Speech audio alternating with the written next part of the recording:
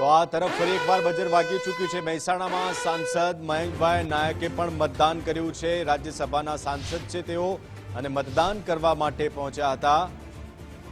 મહેસાણાના લાખવડ પગાર કેન્દ્ર ખાતે તેઓ મતદાન કરવા માટે પહોંચ્યા હતા। સાથે લોકોને પણ મતદાન કરવા માટે અપીલ કરી।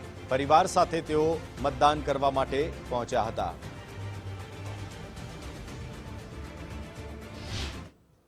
એટલે ચૂંટણીના પર્વમાં આપણે સૌ પોતપોતાના મતાધિકારનો ઉપયોગ કરીએ અને આ મતાધિકારના ઉપયોગ કર્યા પછી